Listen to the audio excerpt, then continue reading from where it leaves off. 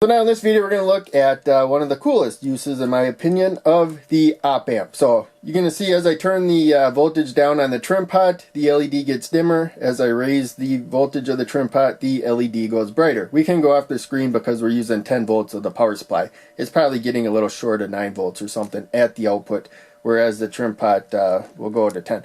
But in any case, you may only see a green line. That is the channel 2 of the oscilloscope, so we'll remove that. That was measuring the trim pot, and now we're not measuring the trim pot, it's just floating down there. But now we have the output voltage, so that was right behind the green line. The output was following where the signal voltage was, pretty much exactly, unlike when you use a bipolar junction transistor where it drifts about 0.6 volts. With the op amp, it's really easy to get the same voltage out that you're giving in as a signal. And the benefit is you couldn't light an LED that good with a trim pot set here. There's too much resistance involved. But you give the voltage to the op amp and it does the rest to provide the current needed to maintain that voltage within the limits of the op amp, of course. You may need a different op amp if it can't provide the power needs you need.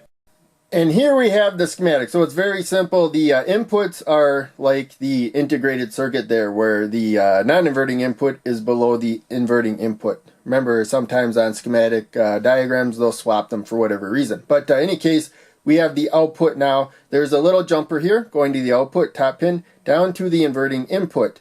And so with that connection, we have the basic op amp rules where the voltage at the output tries to be more like the non-inverting input than the inverting input. So with that negative feedback, the voltage stops moving up or down when you have the same voltage that is at the non-inverting input.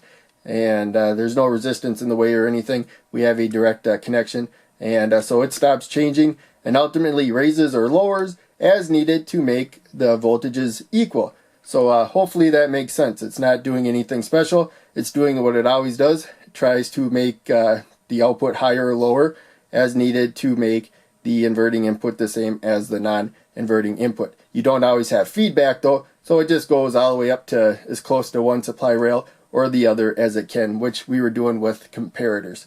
But in any case, that's it for this video. Hope you enjoyed.